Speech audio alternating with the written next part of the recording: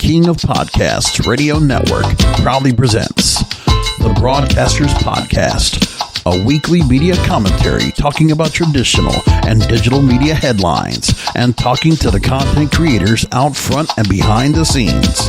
Here is the King of Podcasts.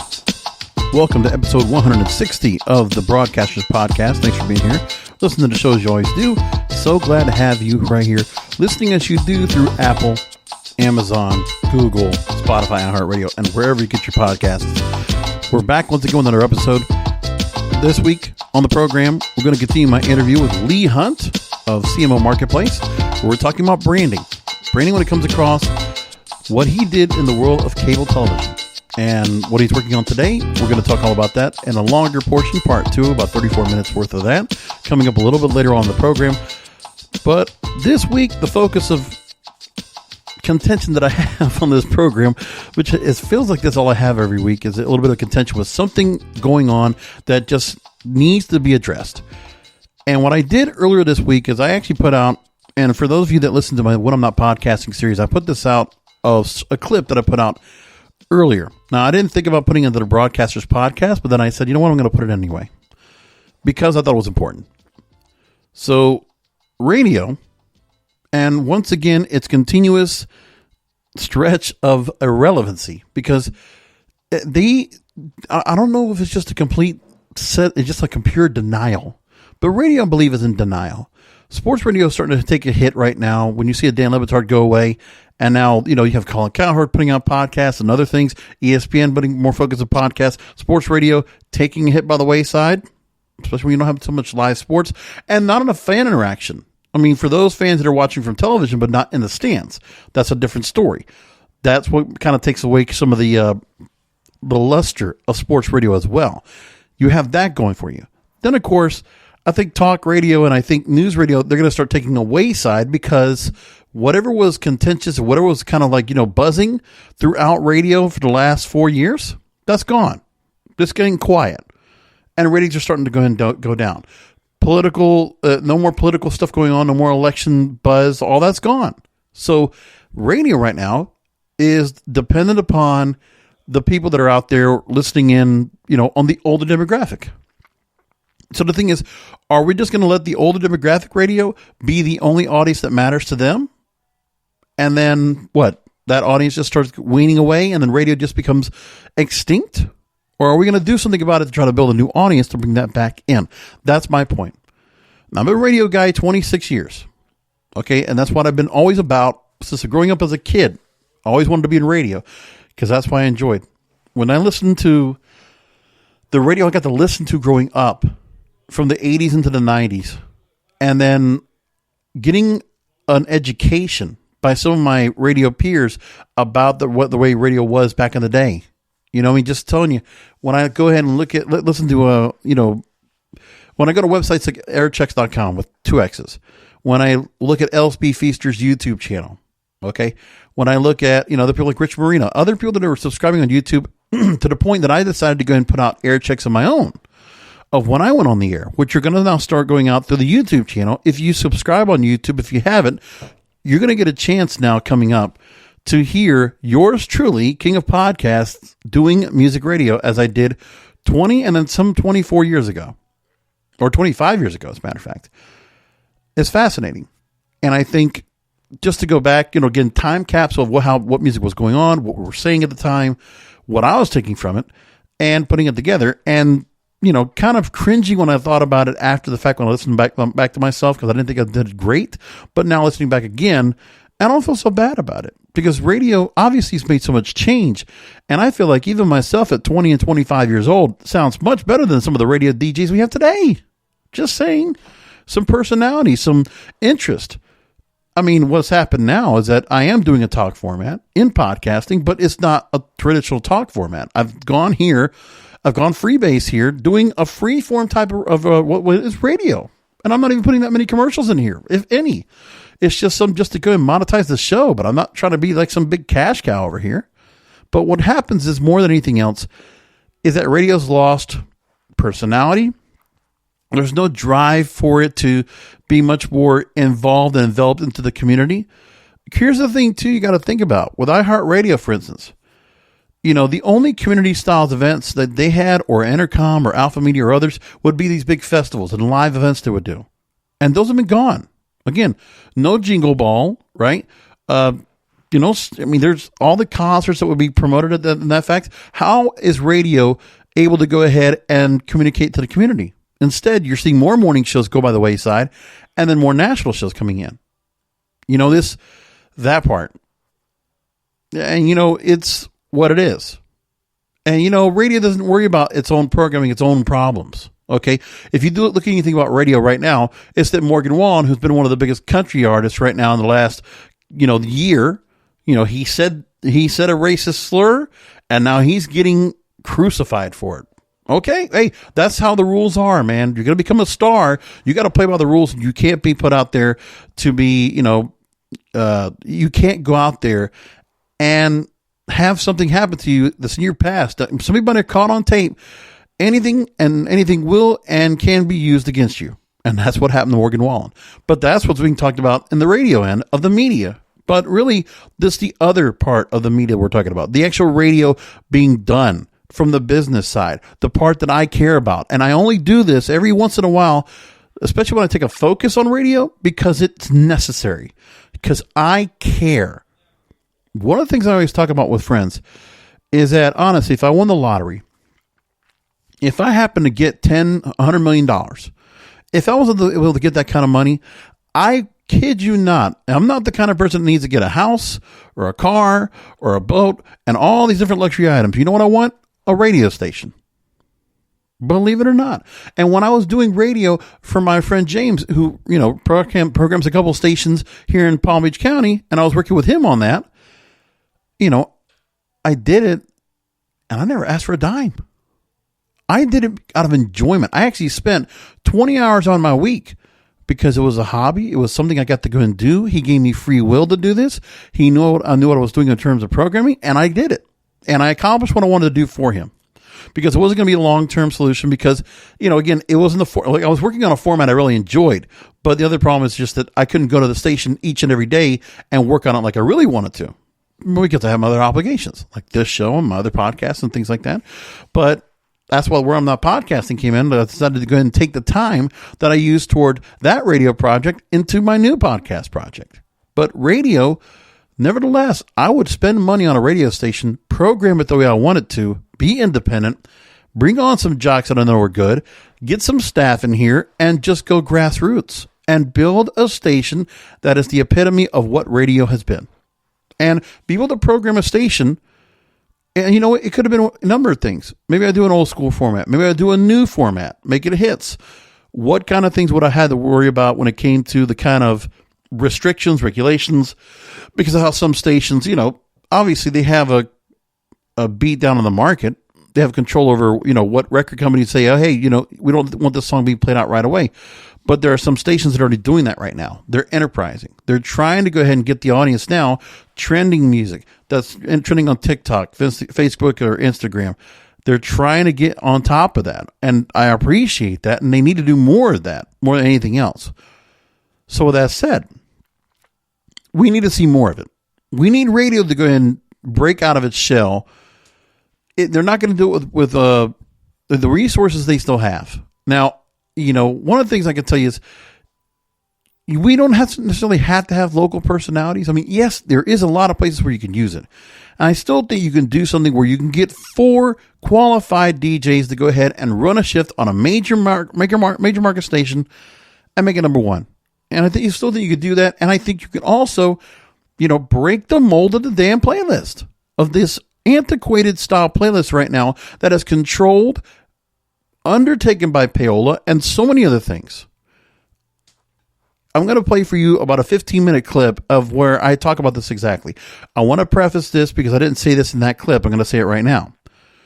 What really prompted me to go ahead and bring up this clip and really to go ahead and talk about this only 2 days ago was the fact that Olivia Rodrigo's song Driver's License. Now, I don't know why I have such a thing about this song, but again, there's just some songs that, when it catches you as a hit, it's just like, okay, bam. And I can hear it again and again and again. I just think there's just something there. It's It just sounds like a hit. It is a hit. And it's a song I can hear. It's always, you find some songs absolutely that, you know what? You can hear it over and over. It doesn't get old. I don't think I would get tired of it. Not that song. Blinding Lights by The Weeknd. It might be 64 weeks or some odd on the charts right now. And it's been out there, again, year plus. And listen, if this weekend of the Super Bowl and The Weeknd's going to go and perform it, hey, I'm going to like it there too. Because I like the song. It doesn't get old. It feels like an 80s song I can listen to over and over. Like, give me Sweet Dreams by the Eurythmics. Give me, I can think of other songs right now. Give me, a couple of Michael Jackson songs. There's others. You give me something from Prince. Give me something from Madonna. Give me something from, things like that. Staying power. For some reason, I feel like that song has staying power. And it's an instant hit. I think any program director around the country, if they would have heard that song right off the bat, they would have said, that's a hit. And any good program director of any radio station in any major market, they would have said that was a hit. They would have said, wow. Yeah, we're not caring about where it comes from, the production, the singer, the video, the numbers, the response is already getting. And I'm sure these radio stations probably already had other people talking about it. Now, again, I'm not repeating anything I'm going to put in this clip, but here's what prompted me. So the song is, for the third week, the number one song in the country on the Billboard Hot 100. Global 200 chart for Billboard, number one, 3 weeks in a row.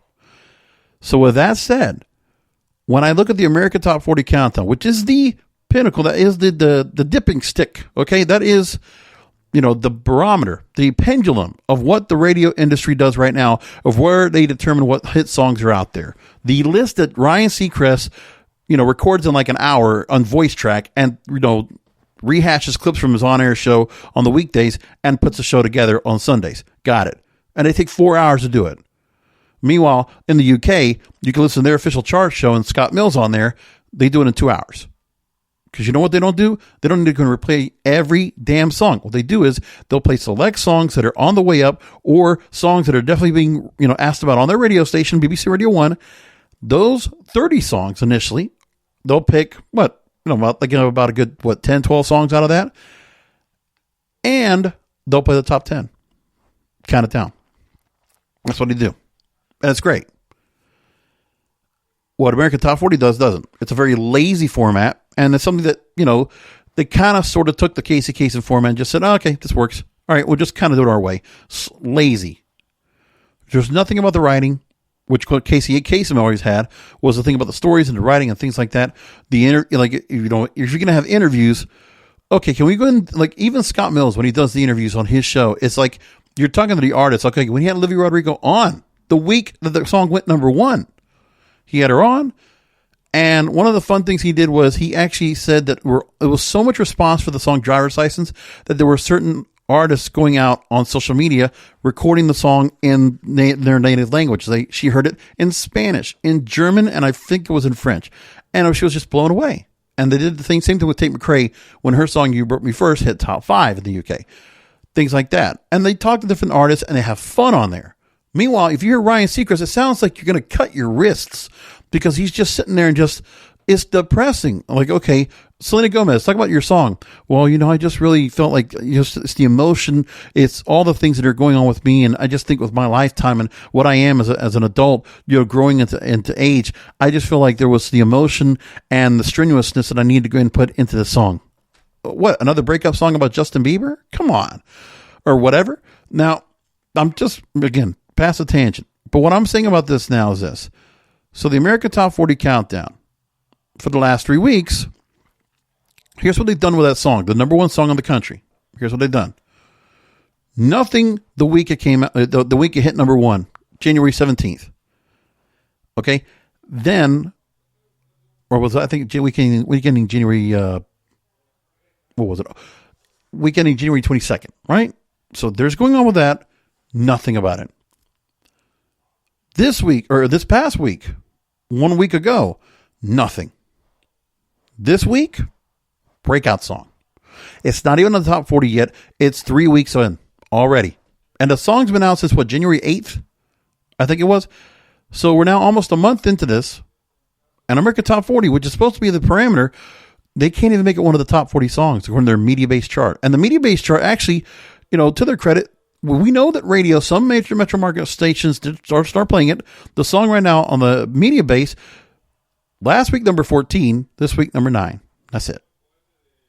And meanwhile, the song Positions by Ariana Grande is the number one song, and that's after 14 weeks. Now, I'm not going to say any more about this as I record this now in real time. I'm going to go ahead and play you back to an episode of When Not Podcasting, which I recorded and published February 2nd, 2 days ago. Here's what I said. So yeah, I'm going to do another video that's going to relate and have to do with the Olivia Rodrigo song Driver's License. I'm using this as a conduit because this really, using this as an example, as a role model of what is going on with radio and how behind the times they are. Now, the mainstream top 40 radio stations, the hit music station, playing all the hits, okay, of course there's a lot of them. And in every city in America, you can probably find one or you can stream one, whatever you want. Now, if you look at the ratings, the numbers of audience, right, that listen to these stations on a regular basis, they're playing the newest music of any formatted radio station anywhere. In America, all these stations, there's not one in the top 200 markets. If I got my stats are correct, there's not one radio station in any market of the 200 plus markets, maybe 300, that have a hit radio station as the number one station in the market. That was actually normally a thing. There used to be stations 20 years ago that easily would have been number one anywhere. But nobody's talking about that. It's all, this station's the hit music station, and that's it. These were the places where people used to listen to music before streaming became a thing. Now, yes, streaming is going to be the overall thing, but, streaming, you're allowing the chance for other people that might have not already tapped into, might not be able to afford, might want to still be able to go ahead and not have to put on their Bluetooth to go and connect to their dashboard to listen to music. They might want to still put on the radio and turn it on. And people would still take that convenience. Like, there's still a reason that people still have cable, because they have the remote control, because there's ease and convenience. The same thing can be said about radio, but the radio industry it's got its thumb up its ass. They do not understand. So the thing is this.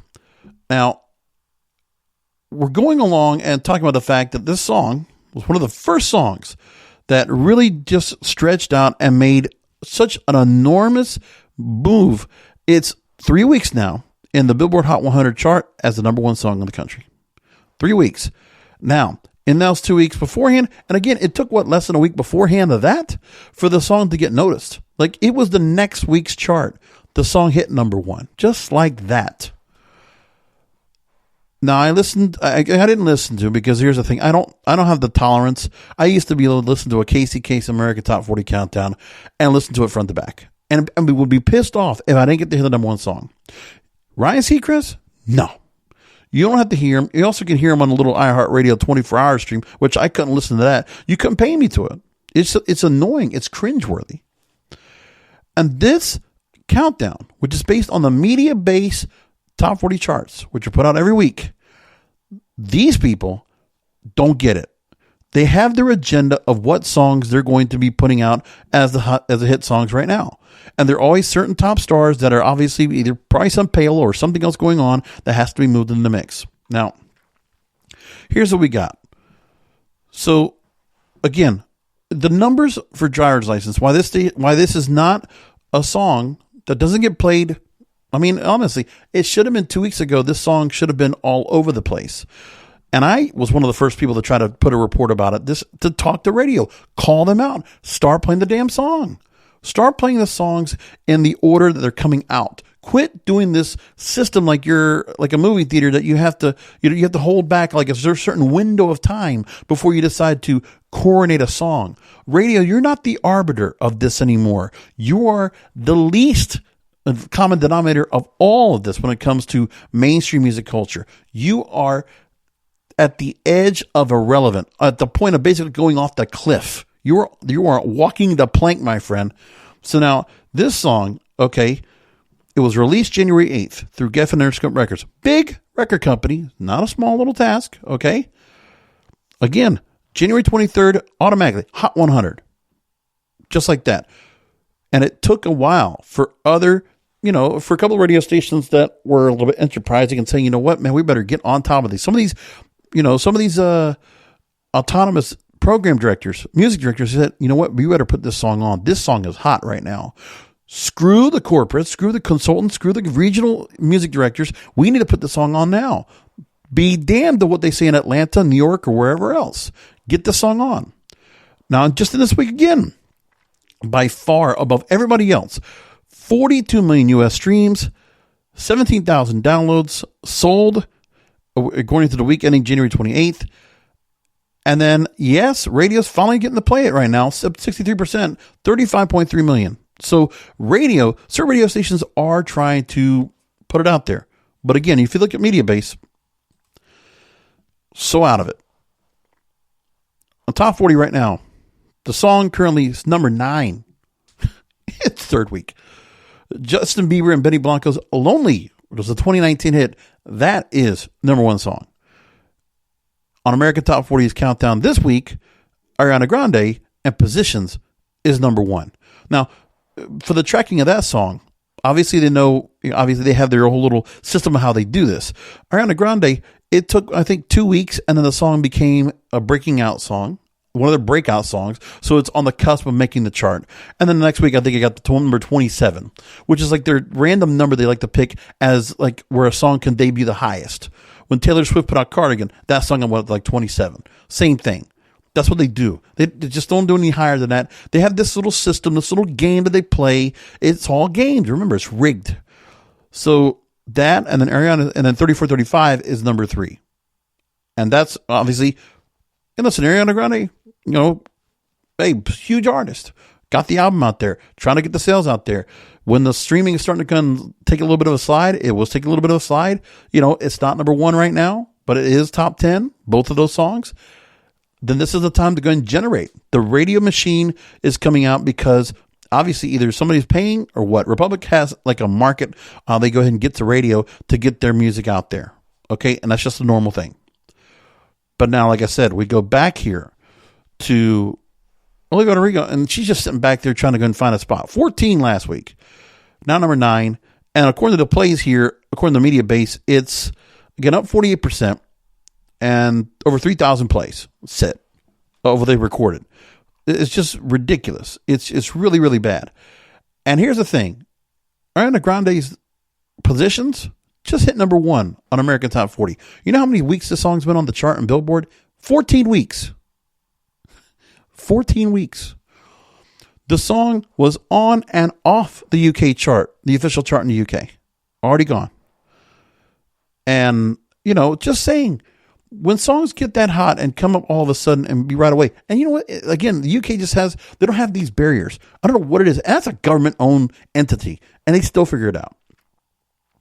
But it's things like this that just, I don't understand. When I look at the songs they decide to put up here and say, okay, your artists that are going to be up here, they are established artists. There's like, these are the groups we're going to have. They're going to be standing out. 24K Golden, Mood featuring Ian Dior. That took a while to get up there. But then they said, okay, we're coronating them. They put them up there, number 1, let them up there for a while. They're okay, good. Justin Bieber's on there twice. Ariana Grande's up there twice. Chris Brown is up there. But you're talking about a guy that has 15 plus year music career and with hit music, okay? With crossovers. Dua Lipa, okay, no brainer. Levitating. And then AJR, who's been like, fringe, like outside of the, first top 10 they ever had. But again, this is what we're looking at. It's just, there's just no rhyme or reason to all this. Now, of course, there's the way that the record companies might be pushing this out. But when you have a song like this, why is it not getting pushed out there? Is it payola? Because honestly, this is what it feels like to me, and I'm calling it out. And we've been talking about that on my Broadcasters podcast, about the amount of payola that's being paid out by major record companies to the radio stations. Because they're still ones that get played, and they can still go and take take some music and take a payoff or take a prize or whatever they want to do. So again, it's a buyout. So what's America Top 40 supposed to be? Hey, Ryan Seacrest. I mean, I know you don't really care. You got your, show on your weekday show. You got your Honor with Ryan Seacrest. You got your Kardashians final season to work on. I mean, you're a very busy guy. I mean, why do you even going to put your name on something like this? It's just so embarrassing. Your program is embarrassing. And I got respect, man. Like, listen, Dick Clark gave you the baton to become the next entrepreneur in media, and you've become the media mogul. There's no doubt about it, okay? But let me just tell you something. There's no consistency with you. American Idol's gone downhill badly. And you were the guy who was kind of like really, front and center of that project. And, okay, doing live with Kelly Ripa, okay, and you're just kind of just the backup right there. But again, it's just exposure for you. It doesn't matter. You've milked the Kardashians to all hell. Like, that's fine, okay. And they've done a pretty good job of marketing themselves. So there's a story about that. But when it comes to radio, I don't know why you don't want to go and help save this market. Why you don't want to be one of the arbiters that try to go ahead and try to uplift and elevate this market, elevate the industry. It's a medium that is still important, but you choose not to do anything about it. You just, give me the script I got to read. Okay, blah, blah, blah, blah, blah. I'm out. It's going to take me like an hour to do it. Right? And we'll just put some clips from my weekday show on Kiss. Yeah, that's all you do. And you're just repeating the show because you're making some extra money off of syndication. Hey, you know how to monetize your product. But there's one thing about, quantity over quality, okay? Your content, it's not very, it's not a lot of originality. And also, it's not very vague and very bland, all right? Like, I know it just fits the role. And that's what the corporate thing to do is just like, just put this content out just for the sake of content. But let's not put anything good out there. Let's not put anything that's really interesting. But yet, we're going to have iHeartRadio, which has got some deal with you to go and put this out there. We're just going to enforce all these stations to put it out midday in this time slot where, because they can't afford to go ahead and put anybody on local that would be much more relevant to the market. No, we got to put you on and put these songs they got to put out here because that's just how it's got to be. You're not, I'm sorry, you're not starting to feel too much about a likable personality, which is one of the things that Dick Clark, one of your mentors, used to talk about. Is it was likability. They got to like you. You're talking one-on-one to your audience people, to your listeners, to your viewers. What are you doing now? Right? He talks about how Dick Clark was talking about how corporatization was desensitizing, depersonalizing the entire industry. And that's how media was going to go on. And then the future was online. He said that in 1989. And what did you do about it? You've been in this new digital age. You took the baton. You have the chance to go and continue this going forward and keep it rich with quality and consistency.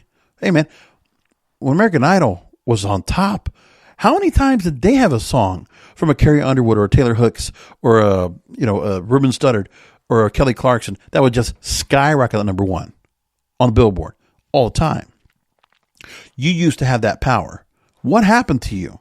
You've lost it. What are you, just running on borrowed time? What, your 15 minutes of favor done? I mean, really? You're supposed to be the guy that's one of the most recognizable names in radio. And whatever you have as influence over all that's going on here, the influence you've had on all these radio stations, which is it's the barrier of which younger listeners could be actually getting attached onto. You could be doing something about that. Your team could be doing something about it, and you're not. This rant is for you. This rant is for your team. This rant is for iHeartRadio, for Entercom, and for all these hit radio stations that decide just to, not care what the paying public is listening to. You just don't care. You want the bottom feeding. You want the secondary audience. That's what you live for now. That's what you want.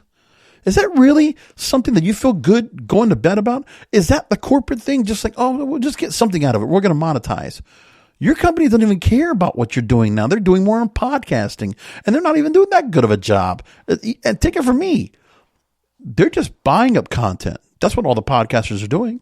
But with radio, they can't even take what they have as their bread and butter. They can't even monetize it correctly. They can't even get advertisers to go ahead and be able to come on for a decent CPM. Not even close. In their right mind, you could offer them, listen, there's other content out there that is ad supported and people will listen to it. But when your ads are just like every other commercial is like a Progressive or Geico ad, or you're putting out commercials that are just iHeart product and just something else, that's just the same thing you can hear on every station they own. Okay. And the music is dated.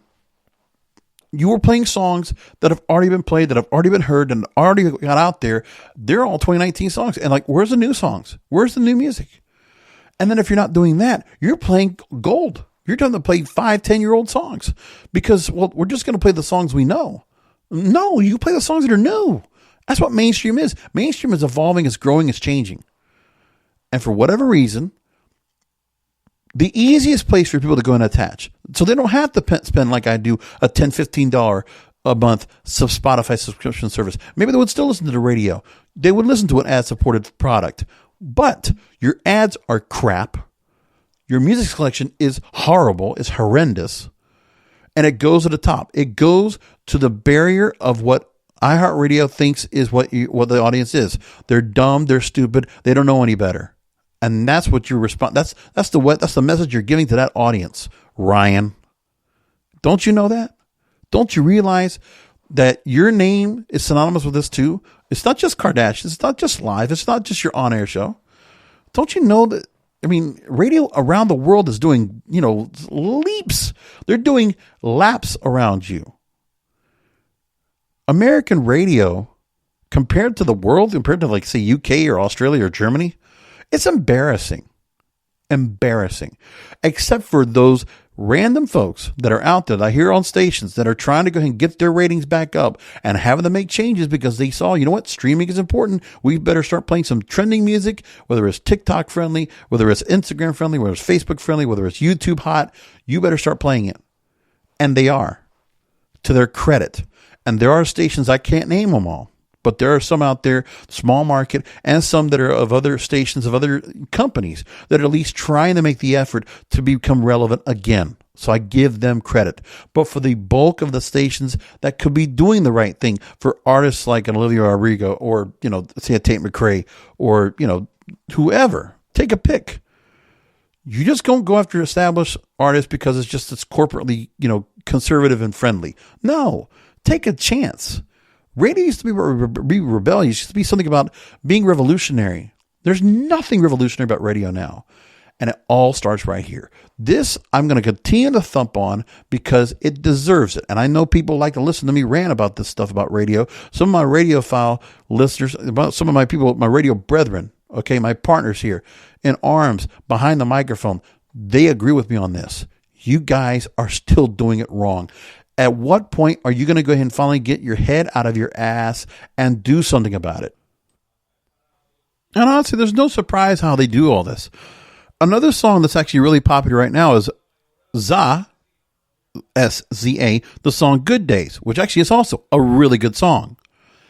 And I'll tell you what, one of the guys I watch on YouTube that does the show Billboard Breakdown, Mark Grondin, he was absolutely right. Why isn't SZA Good Days? Why isn't that a radio hit yet? They already played the song Hit Different. They already had her in other songs that she's been featured on. So what are we waiting for, right? And so that song, it's number 49 right now on their current list. But meanwhile, in the Billboard Hot 100, it's number 9, right? And for whatever reason, they're just not doing anything with it. It's just, it's just there. And again, 14 weeks for positions, number 1 song. Just that's what they wanted to put. And again, same thing for 3435 because of the album coming out. And of course, some of this has to do with Ariana Grande. It's like, okay, it's the release. The record labels are saying, okay, you got to push it like this. And Republic says, you better do it like this. You better go. If they say jump, they're going to say how high. Radio's going to say that. Corporate radio's going to especially say that. And that's what they're going to do because they're going to just, if they need it from some iHeartRadio Music Award kind of thing or something else, they're going to do that. But again, of new artists that are extremely viral right now, besides 3435 positions from Ariana Grande, which have you seen on TikTok and Instagram, things like that, social media has been kind of buzzing about it. Okay, but that was a few weeks ago. A couple of months ago, as a matter of fact. Other than that, no. There's just a certain rhyme and reason as to who these artists are going to go put out there. Well, who they want to go, put out there and say, okay, these are the songs we're going to put that are going to be played over and over again on every radio station around the country. Radio just simply sounds like they're 10, 12 weeks behind. You could get away with that 20, 30 years ago. Pre-internet, you could do that. But now, more than anything else, I mean, you could have done that during the Napster era, right? During peer-to-peer sharing. Now, and the CD era, you could do the same thing. Now, streaming is so real-time and so fast, radio doesn't want to do anything about it. They refuse to do something about it. And what does that say about to their audience and what they're doing? Well, there's some new studies that have come out to talk about it. And that's what we're going on with right now. There was a time back in the 90s, 30 years ago, where pop radio had a midlife crisis because they also didn't know what to do with all the music that was coming out, the crossover hits. Some stations did really well with it and some did not. So that's one thing. So there are some new studies and new reports coming out now. Now, it's interesting. Westwood One is one that they're talking about. They have their insights team. They said there was a perception about advertisers when it came to AM, FM radio listening happens, that many believe that broadcasting listening occurs weekdays between 6 and 10 a.m. and 3 and 7 p.m. during the drive times. And December 2020, Advertiser Perceptions surveyed 300 marketers and agency professionals, and they said that advertisers estimate more than half of all AM, FM radio listening happens during the morning or the afternoon shift. Nielsen actually reports that 61% of listening occurs during those times. Middays are actually most listened, and weekend listening is far greater than suspected. So again, worrying about advertising and then, just being lazy about what you're putting out. So people are listening more on the weekends with less inventory, less commercial time, and just more music. And not even jocks to kind of jump in the way of what's going on. So weekends by itself just acting like a damn, jukebox. You're just running a playlist automated. Yeah, that does better than all the bull crap that they're doing right now in the morning and afternoon drive. Doesn't that say something?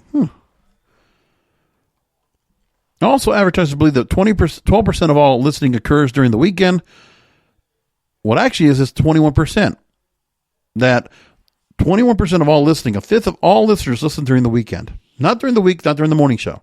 So you know what that means about the morning shows? Too much blah, blah, blah. Not enough music. And way too many commercials. Pretty interesting. That's a very fascinating point they put right there. Now, another thing they brought out was a new Voodoo survey came out talking about generational tastes in radio hosts. And here's one of the things they said they concluded with. And actually, they're going to have a webinar that's going to talk more about what's going on here. I'll see if I try to get some information about this next week. But what their initial survey of people who are likely to wear a Nielsen meter or fill out a ratings diary, a people meter. The company has released some of the survey results as a teaser. One thing they said absolutely for sure in their survey, they said this, quote, radio hosts on FM still matter, but DJs must work harder appealing to younger audiences. So that means these radio DJs need to start talking about stuff that actually people care about. Not the latest Kardashian info, not the latest thing about some artist that nobody cares about. Oh, you should look at this on their Instagram page. No, you got to do something more than that. Or you got to do something on Instagram or Facebook or Twitter or TikTok and do something more to integrate yourself into the mix, right? So they had 3,500 respondents aged 14 to 54, and they were interviewed in early January. And a couple of things they found out about this. So of the samples, they took 3 different types of people surveyed. Stations would be better without them. Another thing was, I don't mind them, but they don't make listening more enjoyable, and they make listening at least a little more enjoyable. So that's one of the things about DJs and hosts, the personality-driven radio. So of the survey, the total sample, 37% said it makes it more enjoyable, but then 63% are negative about it. They say, I don't mind them, but they don't make listening more enjoyable, and stations will be better without them. You're at the point now where radio, these people in this survey, that's a pretty big sample of listeners that said, you know what? Your DJs don't matter. Nobody cares about them. They don't offer anything. There's nothing about them redeeming or likable. That's what they're saying right there. And with that, in the sample, they talked to a Generation Z, Millennials, and Generation X. And among Generation Z, that negative trend is 74% to 26%. For Millennials, it's 63% to 37%. 37% more or less like the DJs. 63% no. And on Generation Z, 74% basically say no. Either they don't matter or they don't need them. And Generation X is the only one that actually gives a little bit more. It's 57-43 in favor of not caring if they're on and not needing them either. That's mind-blowing, but it's no surprise to me.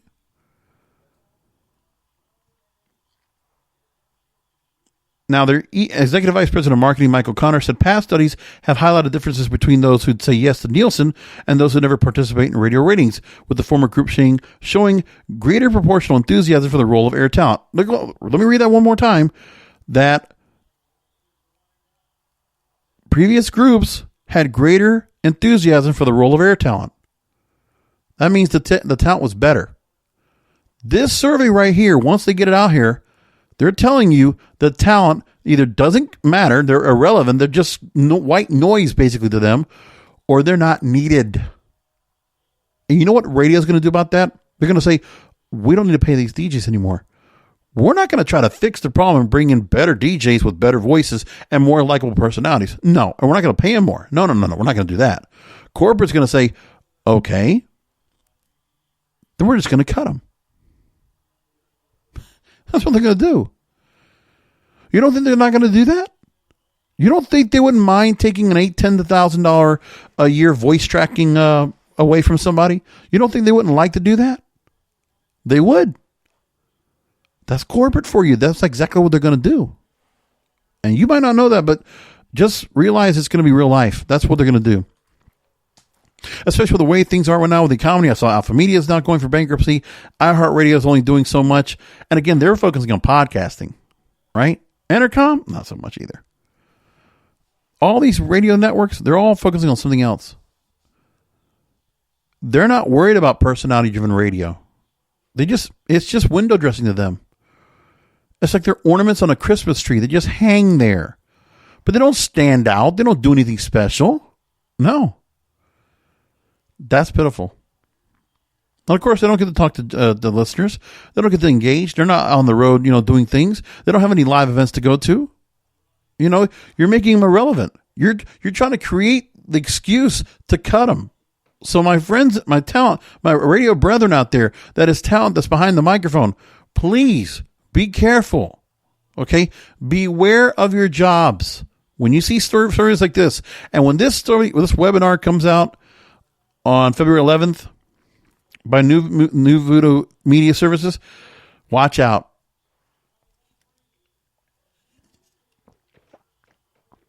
I would be a little bit nervous.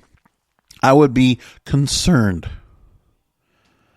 I would feel an air of caution if it were me. Just saying about that. I had a chance to stay around iHeartRadio when I had the chance, and I worked in there, 4 years total. But the truth is that I never wanted to go and stay there because I already knew that the morale, the way the environment was back in 2005. I knew how it was going to be. I knew that there was going to be things that were it was just a continued decline of radio. And people don't understand this. Now, what they could do, some of these radio stations want to do something. Listen, I know. You're not going to spend the money on new talent, and you're not going to spend the money on getting some good talent. I got it. Yeah. Well, then, okay. If you're going to go and do something, then nationalize it and get really good talent on. Okay, do what the stations around the world do, like a 2Day FM in Australia or a BBC Radio in UK. If you're going to do it, then just go ahead and get good national talent that does the show live with callers, with good content within the shows. If you're going to do something, then do that. Go national with the programming. and not so much talk. Not every national program needs to have somebody talking. We don't need to hear Elvis Duran going, 10, 15 minutes on a shift, and we don't hear any songs in the morning on every radio station that's around. We don't have to have that. Remember, the morning shows don't need to be all talk. Or if you're going to do that, then just let them be talk. But I just don't think there's anything that people are saying within they can't hear in a podcast or somewhere else that's going to keep people engaged for 4 hours. And also, you're going to try to keep people engaged for 4 hours and make them wait for time checks and traffic and weather and all other crap they're going to do, right? The attention span has changed. The way it's done is different. So this is the things they got to worry about. The songs that they play have to matter more. They need to start paying more attention to that. And they need to start paying attention more to their personalities. Pay attention to your personalities and pay attention to your public. I mean, honestly, your listeners, or the ones that could have been your listeners, they're telling you everything. You see what songs they're listening to. You could be playing them. Your personalities, you could find that your personalities that you have out there right now, they're not working. The ones that still do well are the ones that were here before deregulation became such a big thing. That's just the way it is. The old guard, the hosts have been around for 30, 40 years, well before all this was going on. There was a time where they had fun on the radio back in the 90s and early 2000s. There was still a time where you could actually enjoy yourself being on the radio. Now, not so much. It's different. Some of those people are still under contracts, which, radio, I'm surprised anybody deals with a manager or an agent or a contract these days anyway. Rarely. Okay? Again, nobody's thinking they're going to come in here and get Howard Stern money. No. They're not going to get Dan Le Batard money. No. With a full staff and all this other stuff. No. This is why, more than anything else, we need radio to implode, and we need these corporations to basically just lose their lunch, unload these stations to local programmers so they can do the right thing on catering to their local communities. And they can do something right with these properties. And then you'll have diversity, equity, inclusion.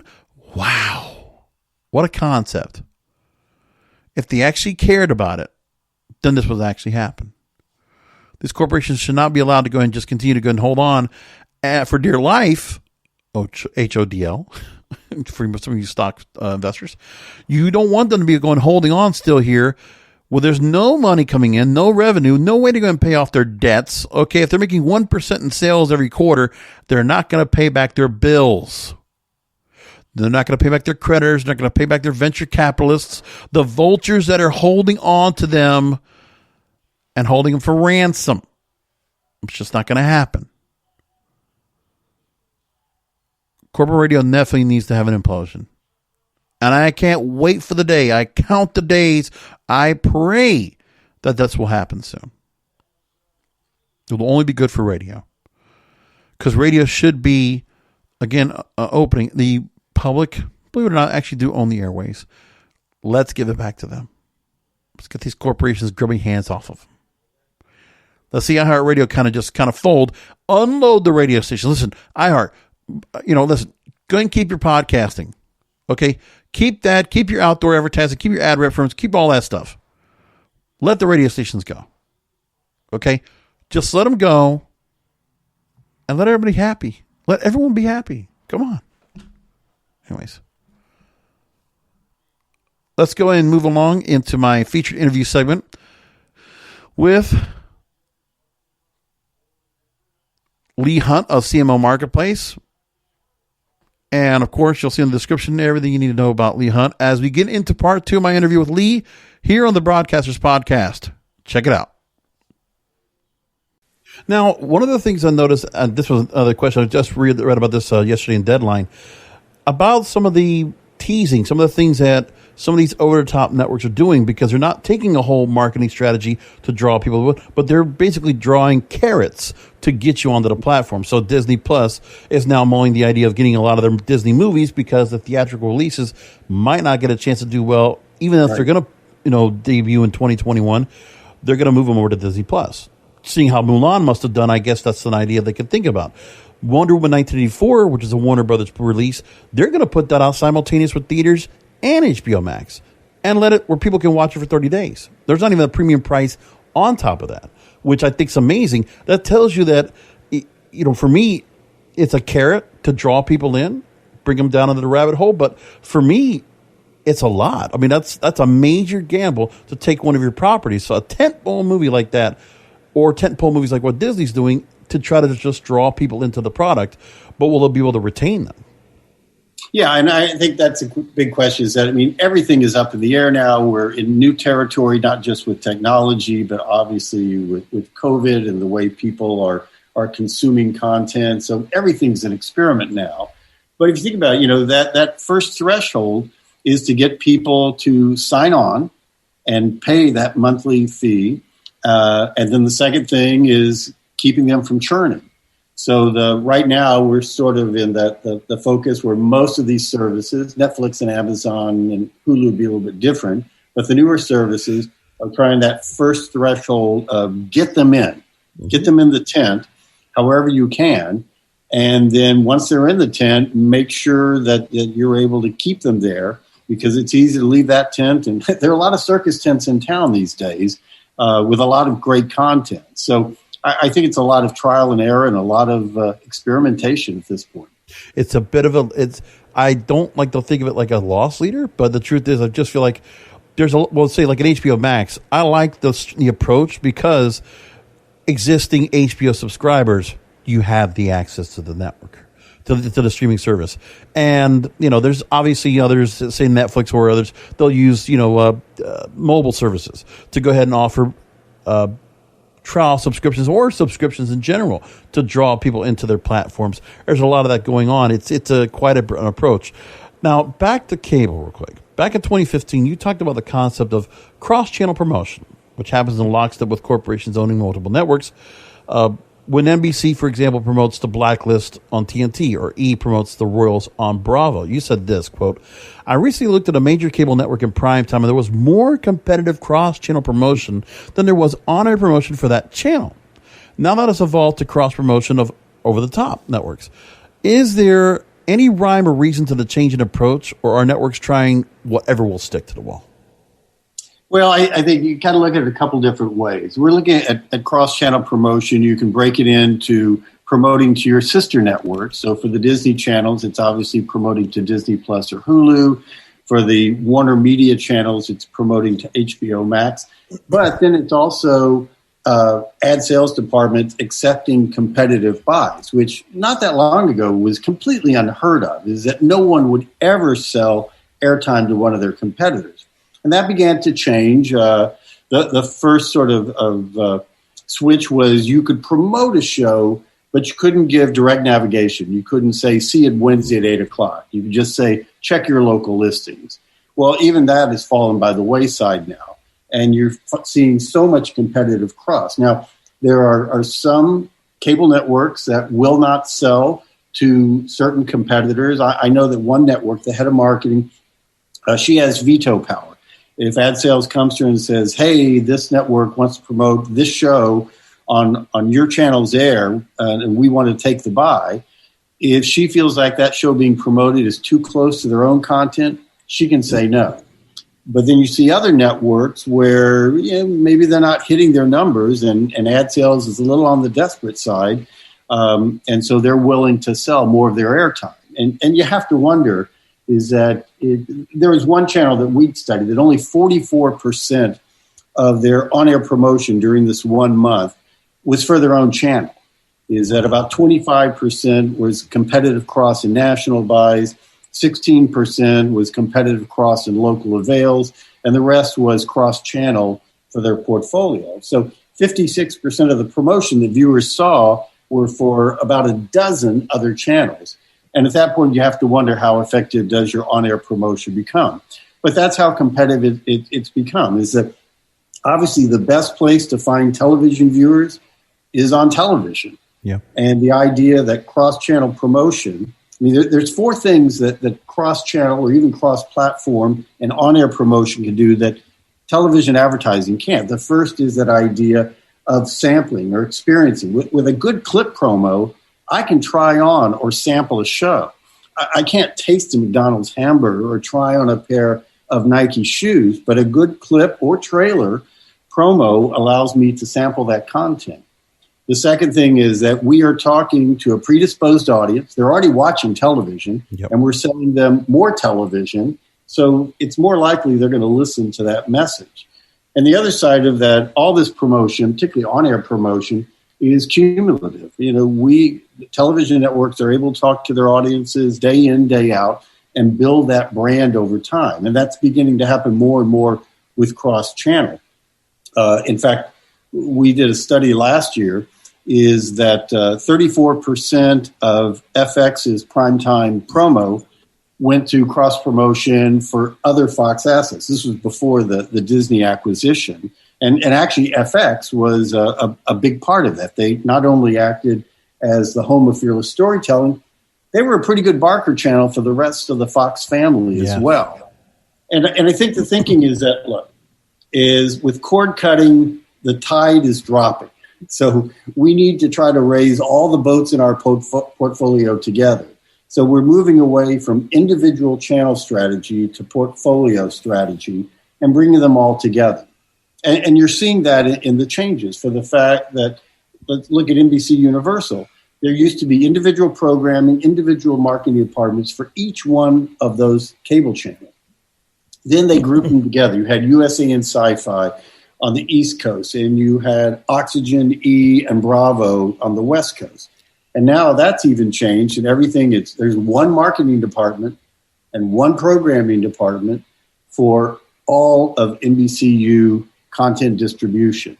And so it makes sense that we're going to ping people back and forth. And for a lot of these portfolio groups, they're moving to a walled garden approach. Let me go ahead and bring up some stats because I want to support this actual point you're making right here.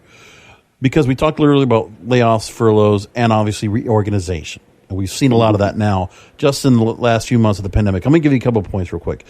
Warner Media told the Wall Street Journal on October 8th they plan to cut thousands of jobs in order to reduce costs by 20%. NBC Universal started layoffs on August 4th, impacting broadcast networks, movie studios, and theme parks. And they're cutting less than 10% or 10% of its 35,000 person workforce. Creative Artists Agency, CAA, announcing layoffs on July 28th, laying off 90 agents, furloughing 275 assistants, or 20% of its workforce. And ESPN, laying off 6% of its global team, cutting 300 jobs, eliminating 500 positions overall as it reaches its digital inflection point. So overall, we're seeing, again, I remember Warner Media, I remember seeing Kevin Riley, I think it is, that was left, and now they've changed where not just having somebody that actually handles just two networks. Now you're seeing people that are holding, like you said, the full portfolio networks and just having a micromanaging of all these products. Has cable network programming and the entertainment media in general, because the agencies and the other parts of Hollywood, or New York, or just the media establishment, are they reaching their digital inflection point? Yeah, I think so. But it also goes back to the fact that, in order to continue to grow, those ad sales rates have to grow quarter over quarter. And with a shrinking audience, if the top is coming down, the only way to grow is to go wide and become more and more general. So, where you used to create programming that really only worked on one channel, is now they're finding it works on multiple channels because those channels have expanded the definition of what their content is. So you're sort of seeing two things happening at once. Cord cutting is moving people to other platforms. People are still watching as much or more television than they ever did. They're just changing platforms and the way they watch. So it is a digital inflection point, but it's also the culmination of this generalizing of audiences. Now, there are some networks that's not a problem. And you look at the Discovery Scripps networks like HGTV and Food. Those are good, broad categories that they're able to continue. But other smaller niches, it's been more difficult to keep that audience. Yeah. So it's a challenging time no matter what. Agreed. And with also obviously with all these linear networks and these really corporate multi-network companies, it's advertising that really draws. That's what their leverage is. That's what directs them to do what they're going to do. It's the numbers they crunch. So national TV networks in the month of May witnessed a 23% decline in TV advertising. And sports programming ad revenues went down 66%, according to the Standard Media Index.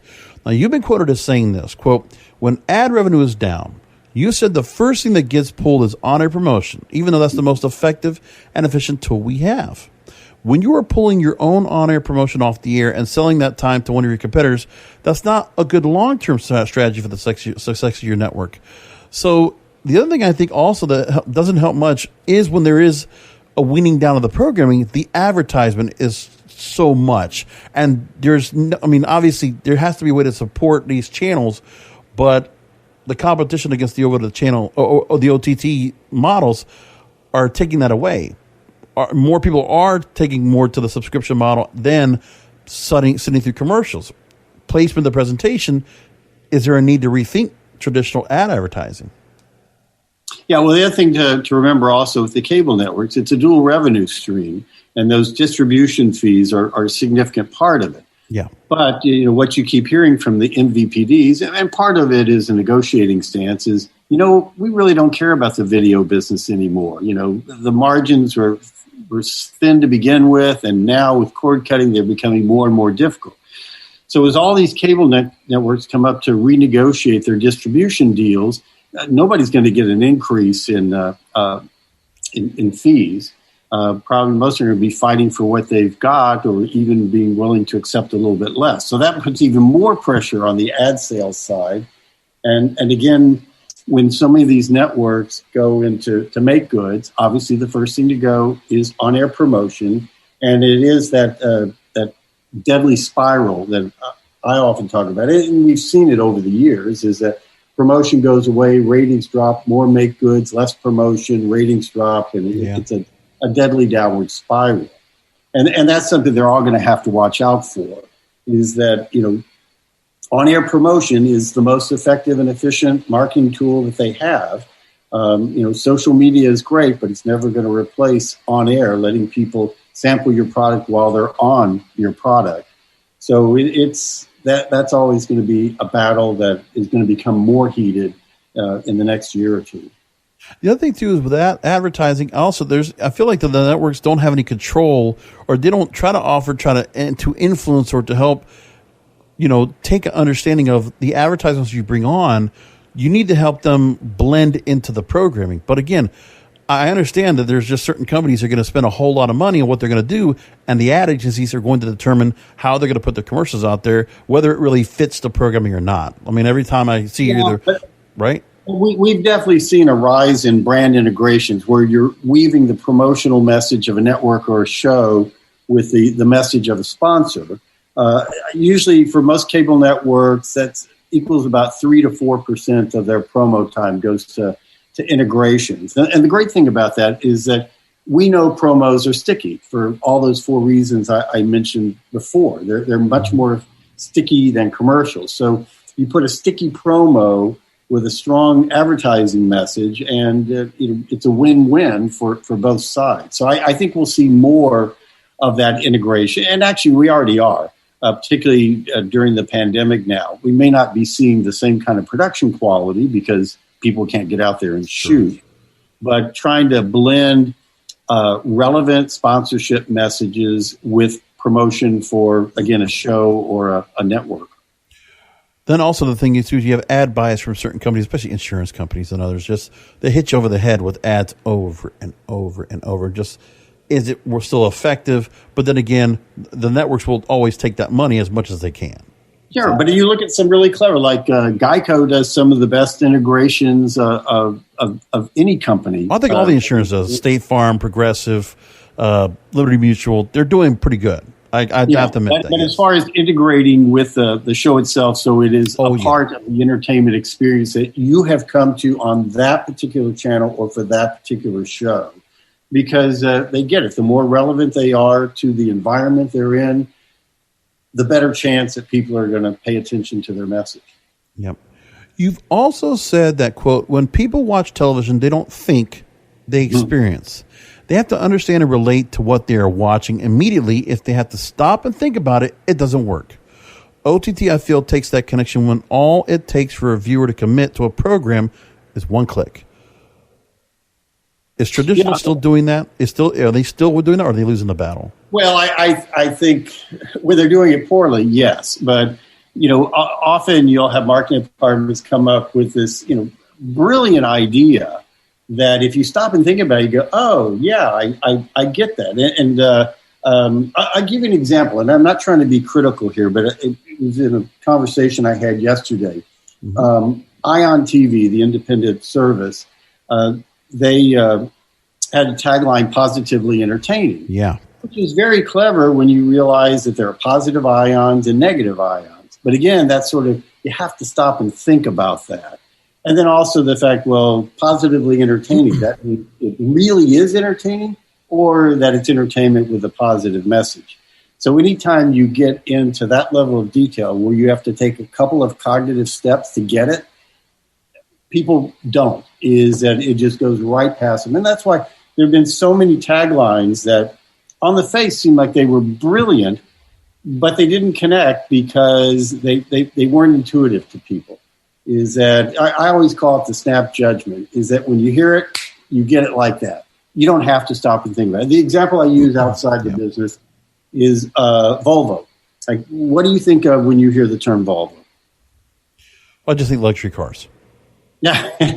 Well, most people think safety. You're right. You got the category right, but not the differentiator. Is that if you did a study, most people, they'd say safety. And again, that is how they differentiate themselves. And for most people, they don't even know why they think it. It just pops into their head. And that's obviously the goal of any brand at all. So that you understand what they are without having to think about it. Well, they used to have the advertising a lot more about safety. I remember the crash test commercials. They used to have that too. And that's a really good point, because it used to be that Volvo really tried to own that niche, as they recognized that Mercedes-Benz is about prestige. BMW is about performance. And their target audience, slightly less price point, their target, not audience, but their target buyer were young people with families. What do families care about? Safety. So it was a very smart way of targeting who they were looking for.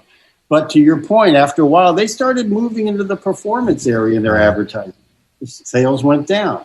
Now they've come back to safety. I believe the current tagline is Volvo for life, which is a little bit of a double meaning there, long-lasting, but also to keep you alive.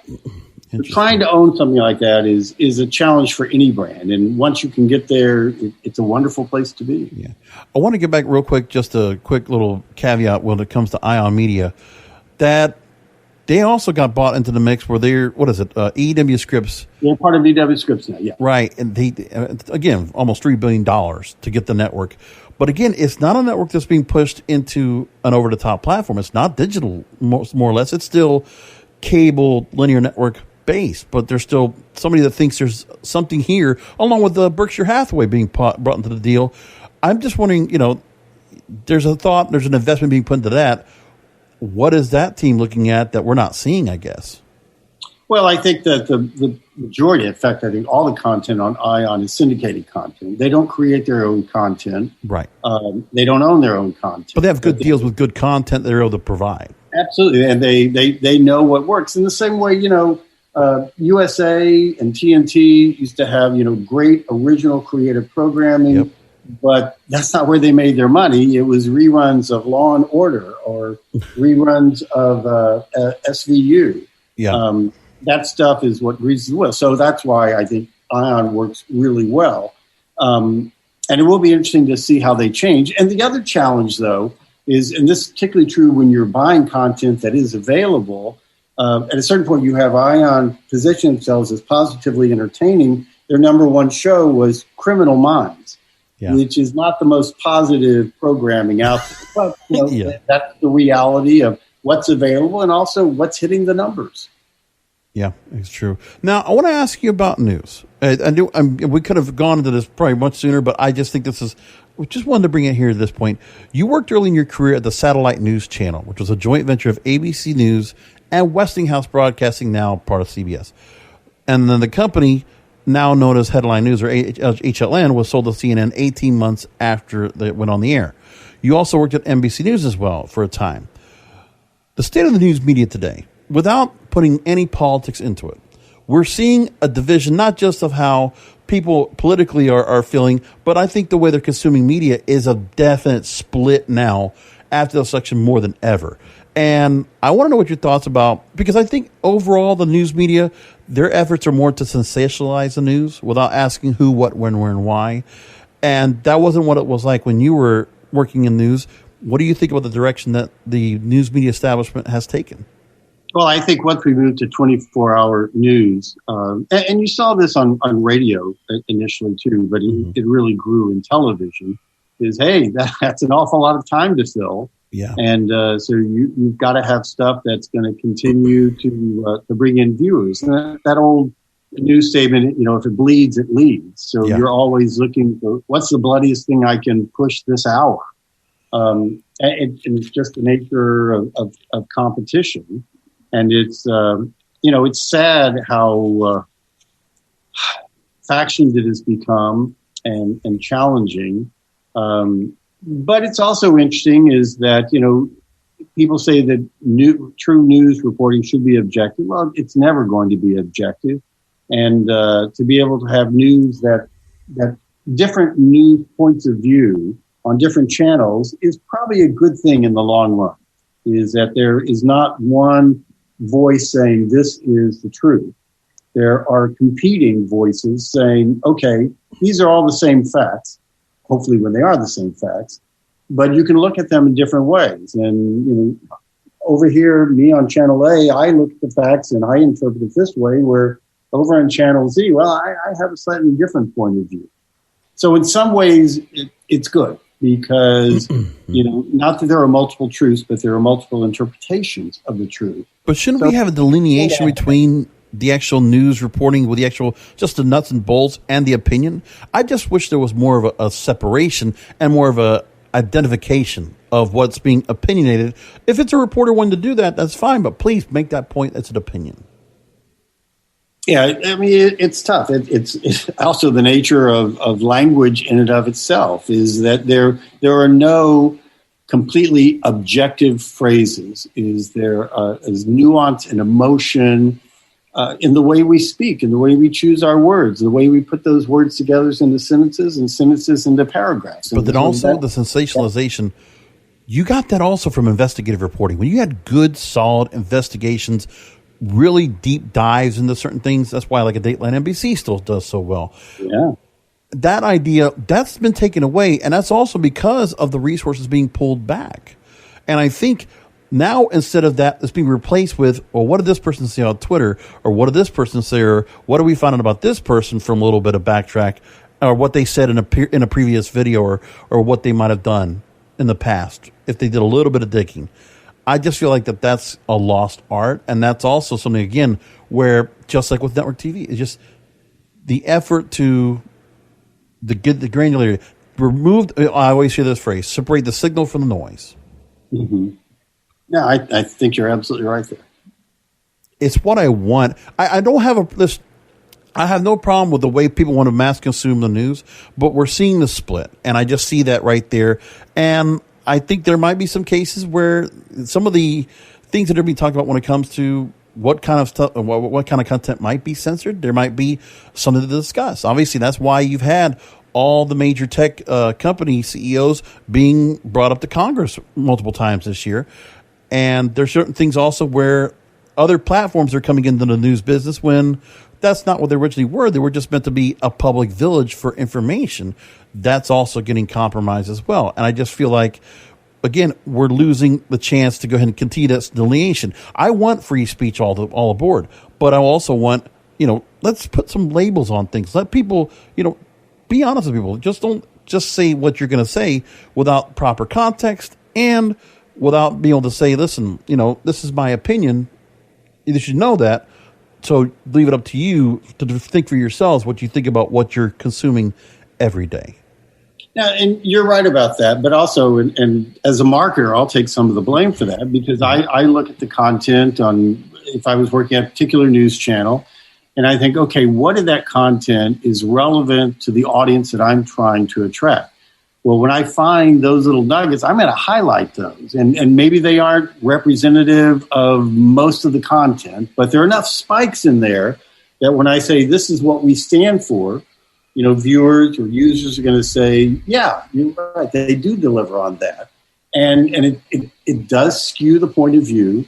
But again, I'm trying to differentiate myself. If we say, okay, all news should be equal and the same, well, then it's not going to be differentiated. And there's no reason that I should watch Channel A over Channel Z. Mm-hmm. So it's part of the marketer's job to find that point of differentiation and hopefully not take it too far. Now, one of the things I want to wrap things up here with you is about branding. And I think this is a great point you brought here. I really, that's why I wanted to pull this out at the end.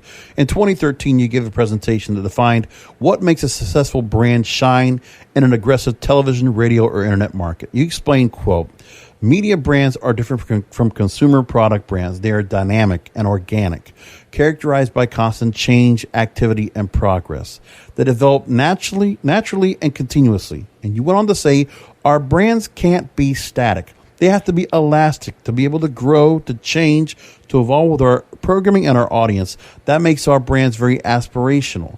We're constantly striving to make our programming better, our promos better, our advertising better. I call what we do dynamic branding, and I believe it's a very specialized discipline, quote, end quote. With the established media of radio and television now, is dynamic branding becoming a lost art? No, and it won't, because if anything, it's changing faster than ever. The example I often use is, let's say we're advertising a pair of Nike shoes, as I mentioned before. Mm-hmm. Well, that shoe is going to be the same today as it will be tomorrow, a week from now, a month from now, maybe even a year from now, until they change the style. But any kind of electronic content, entertainment programming changes hour to hour, day part to day part, click to click, season to season. And, it's always growing, it's always changing. And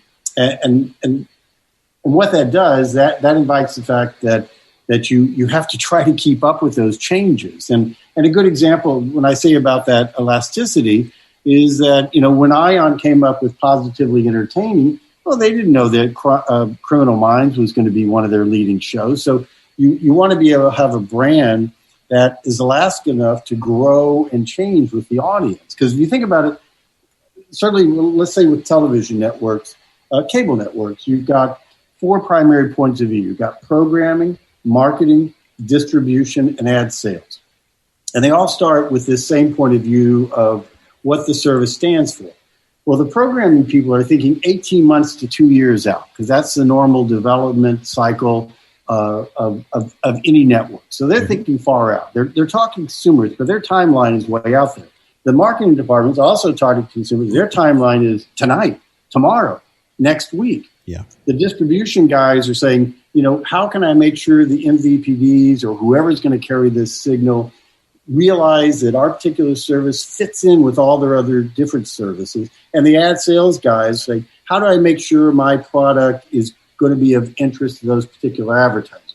So they're all working with different constituents, and because the product continually grows and changes, over time they make nuanced changes to the brand, and it can become a little loosey-goosey.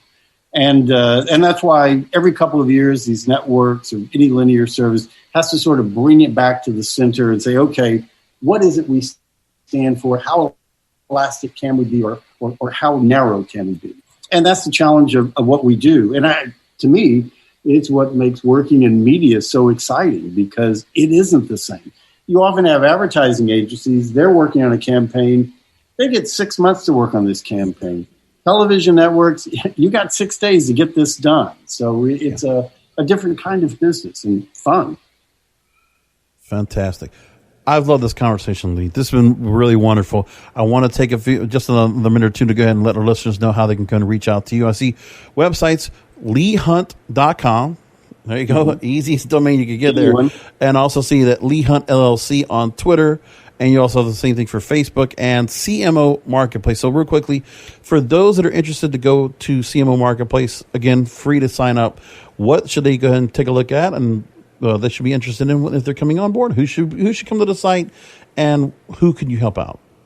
It's great. If you're looking for a creative partner, it's a great place to go. But if you just want to see some great work, because these agencies post new work every day. In fact, right now, Promax just announced its finalists. And so we've got all the content from all the agencies that made it up to finalists, and quite a few of them, and quite a few projects. That's all sitting in the front there. So if you want a preview of what's probably going to win at the Promax Awards show, there's an opportunity there. But it's just a great place to browse and find new, exciting creative. Fantastic. Lee, thank you so much for being on the show. I really do appreciate it. Thank you for making time, and let's definitely keep in touch. Thank you. I really enjoyed it. You take care. All right. And we're clear. Thank you so much. This was awesome. That was great. Boy, you really do your research. Thank you. Worked really hard on it. It was just so much. It was just to go off. And honestly, this is the kind of programming that I want to be able to talk more about this, because I think what you're offering from the network end, from the management end, the connection to from the audience to the management, is that you're giving the right ideas, you're giving the right concepts to these people. It's just that, are they executing on that? And that's what I'm afraid of, because I think there's a room for both linear and digital models to thrive. But I always keep feeling like, well, the linear models, I'm a big radio person because that's where I worked initially. I hate what the corporate model is right now because they're not doing their part. And that's what I'm afraid. That's why it bothers me a lot. Yeah, I can understand that. And I can see the same thing happening. It's because it's this digital disruption. That's why I talk about it on my show all the time. Just putting a note to another show I have coming up. So the thing is, I look at that and I say to myself, radio started at first. Newspapers also went to the disruption. They didn't handle it well. And now they're suffering as a result. They're not making the revenue that's before. They're bankrupt in most cases. And they have private equity firms like vultures just circling around them, waiting to just pick off what they want. That's what I see could happen to this industry as well. I don't want entertainment media to go like that. Yeah. Like the theater industry, I'm afraid might happen at this point if this continues to go along. So it's just things like that I worry about. Yeah. The irony right now with television, to your point, 23% drop in advertising revenue, but about a 25% increase in viewership. So you got good news and bad news. And one of the things that we had noticed at CMO Intelligence, particularly the first 3 months of the pandemic, is the amount of promo time went up significantly because there was a dearth of advertising. And what was really impressive, particularly with these linear networks, is they use that time to create brand messages to comfort, to inform, and to help their viewers. And we looked at it because we tracked 25 linear channels, and my auditors and we were so impressed by that. Yeah. Amazing. I must get to another call. Lee, this is really great. Okay. And good. No, but honestly, thank you so much, Christian. Thank you again for setting this up. Thank you. We'll make sure to get this out to you, link so you can share with whomever, however you like. All right. Great. It was a pleasure. Thank you so much. All right, best folks. Bye. Bye. Next week on the Broadcasters Podcast, I get one more interview in the can that I have not had a chance to put out yet, and I'm going to go ahead and preach that. Next week, first part of a two-part interview with Sophie Bowman, who is a PR and branding expert, and she does things where she shows people how to use Instagram to build your brand as a blogger. We'll talk about influencer marketing with her, so much more. What a great conversation. She is a bundle of energy, so uncensored, unfiltered, and just really did not hold anything back with me. She was awesome, and she is awesome, and you're going to find out about her coming up next week of a two-part interview. I'll have that coming up for you for all of you here on the Broadcasters Podcast. Until next week, remember, content is king, and the control of your content is in your hands. Thank you for listening to the Broadcasters Podcast. Find all the links to subscribe to the show by going to broadcasterspodcast.com. And don't forget to check out the King of Podcasts wrestling program, the Wrestling is Real podcast, exclusively at wrestlingisreal.com.